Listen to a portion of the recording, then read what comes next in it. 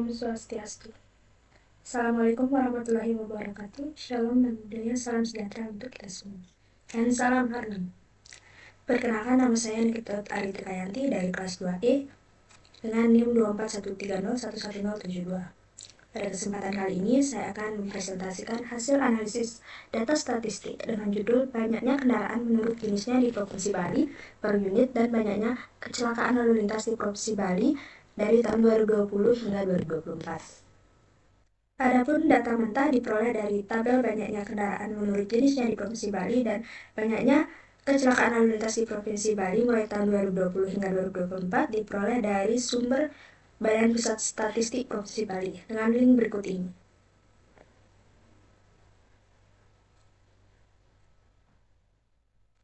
Ini merupakan tabel jenis kendaraan menurut jenisnya di Provinsi Bali dari tahun 2020 hingga 2024. Kemudian ini merupakan tabel banyaknya kecelakaan dari tahun 2020 hingga 2024 di Provinsi Bali. Kolom ini menunjukkan tahun dari 2020 hingga 2024 dan baris ini menunjukkan jenis kendaraan dan yang kedua menunjukkan jenis laka lantas, yaitu kejadian meninggal dunia, luka berat ataupun luka ringan. Terdapat 4 jenis kendaraan utama yang dianalisis, yaitu bus, truk, sepeda motor, dan mobil penumpang. Dan 4 jenis laka lantas yaitu kejadian meninggal dunia, luka berat, dan luka ringan. Kemudian pengolahan data. Dari dua tabel tersebut dapat diolah ukuran pemusatan data dan ukuran penyebaran data. Selanjutnya saya menghitung ukuran pemusatan data dari jenis kendaraan dan laka lantas.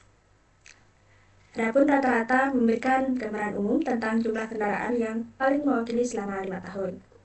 Median digunakan untuk mengetahui nilai tengah setelah data diurutkan, dan modus menunjukkan jumlah kendaraan yang paling sering muncul. Untuk kendaraan jenis sepeda motor rata-rata selama 5 tahun mencapai sekitar 4,1 juta unit, dengan median juga menunjukkan nilai yang sangat dekat. Ini menandakan bahwa pertumbuhan sepeda motor cukup stabil setiap tahunnya. Kemudian pada ukuran penyebaran data digunakan untuk mengetahui seberapa besar variasi jumlah kendaraan dari tahun ke tahun. Ukuran yang digunakan antara lain yaitu range atau jangkauan, selisih antara nilai maksimum dan minimum. Kemudian ada simpangan baku atau standar deviasi, menunjukkan seberapa jauh data menyebar dari rata-rata. Kemudian varians menunjukkan kuadrat dari simpangan baku. Sebagai contoh yaitu untuk kendaraan truk, simpangan bakunya menunjukkan bahwa fluktuasi dari tahun ke tahun tidak terlalu ekstrim, yang menunjukkan adanya pertumbuhan yang relatif stabil. Ukuran penyebaran menunjukkan seberapa jauh data menyebar dari nilai tengah. Kemudian lanjut ke teorema Chebyshev. Saya menggunakan teorema Chebyshev untuk menganalisis penyebaran data lebih dalam. Teorema ini menyatakan bahwa untuk semua distribusi data, paling tidak 1 min 1 per K kuadrat dari data berada dalam K selimpangan baku dari rata-ratanya, di mana K lebih dari 1. Dengan kata lain, kita bisa memperkirakan bahwa setidaknya 75% data berada dalam 2 simpangan baku dari rata-rata, dan 89% dalam 3 simpangan baku tanpa harus mengetahui bentuk distribusinya. Saya menerapkan teorema ini untuk mengecek apakah data kendaraan masih berada dalam jangkauan normal atau terdapat outlier. Hasilnya, seluruh data masih berada dalam batas 2 hingga 3 simpangan baku dari rata-rata, yang berarti penyebaran cukup normal dan tidak ekstrim. Adapun kesimpulan dalam tabel pada sheet pengolahan data ini yaitu yang pertama, jumlah kendaraan terbanyak secara konsisten adalah sepeda motor. Kemudian pertumbuhan kendaraan relatif stabil dengan tren naik setiap tahun. Ukuran penyebaran data memperlihatkan bahwa variasi terbesar terjadi pada sepeda motor. Hasil Chebyshev juga menunjukkan bahwa mayoritas data berada dekat rata-rata.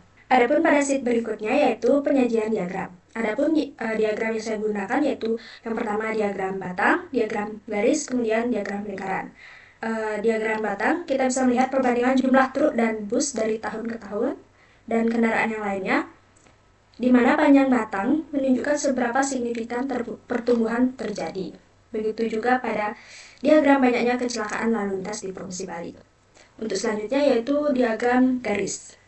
Diagram garis menampilkan tren atau pertumbuhan kendaraan tiap tahun. Garis yang terus naik menunjukkan bahwa jumlah kendaraan terus meningkat setiap tahunnya. Kemudian saya juga membuat diagram lingkaran dari berbagai jenis kendaraan, mulai dari bus, truk, sepeda motor, dan mobil penumpang.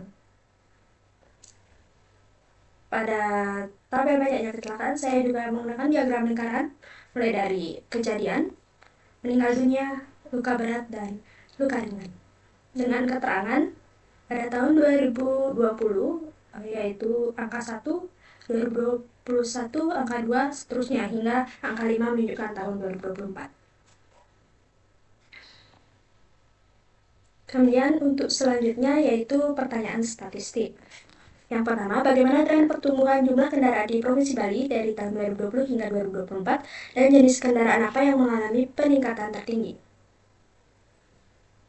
Nah, jawaban dari pertanyaan nomor 1 ini yaitu berdasarkan tabel banyak kendaraan menurut jenisnya di Provinsi Bali atau unit, jumlah kejadian kecelakaan lalu lintas di Provinsi Bali mengalami peningkatan. Rata-rata jumlah kejadian selama 5 tahun tersebut adalah 4.633. Dengan rata-rata sebesar 4.633 kejadian per tahun, terlihat bahwa jumlah kejadian kecelakaan pada tahun 2023 dan 2024 masing-masing yaitu 7.467 dan 8.307 jauh melebihi rata-rata, menunjukkan tren peningkatan yang signifikan.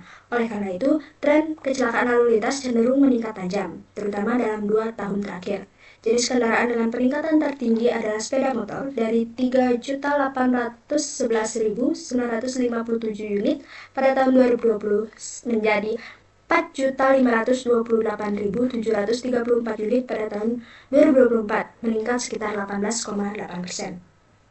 Kemudian untuk pertanyaan kedua yaitu, apakah ada korelasi antara peningkatan jumlah kendaraan dengan jumlah kejadian kecelakaan lalu lintas dari tahun 2020 hingga 2024? Berdasarkan tabel banyaknya kendaraan dan kecelakaan di Provinsi Bali, terdapat korelasi positif antara jumlah kendaraan dan kecelakaan.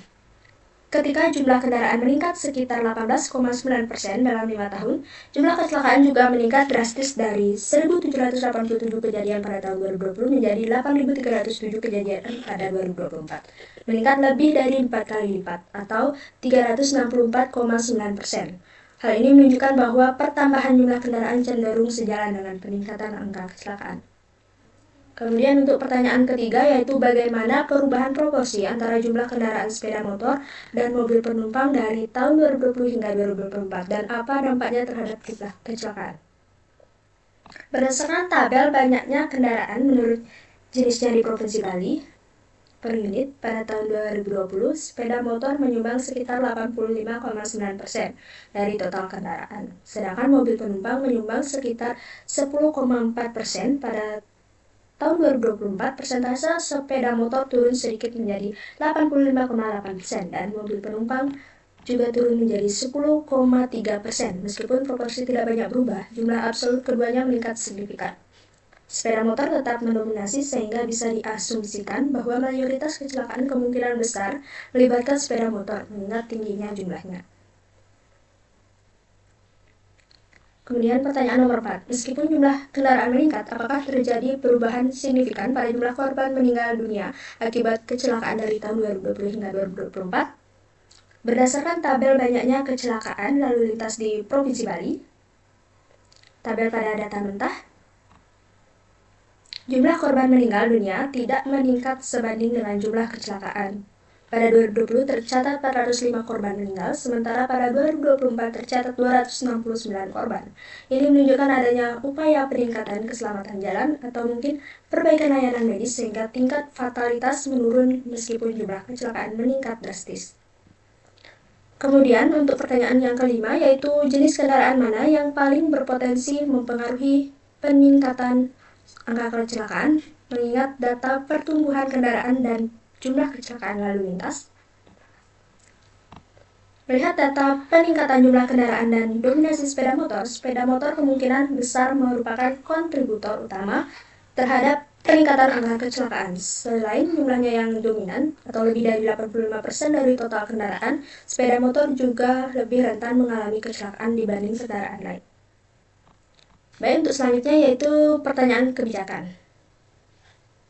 Pertanyaannya, melihat tren peningkatan jumlah sepeda motor dari tahun 2020 hingga 2024 di Provinsi Bali, tingginya angka kecelakaan lalu lintas menyebabkan luka ringan, luka berat, serta meninggal dunia.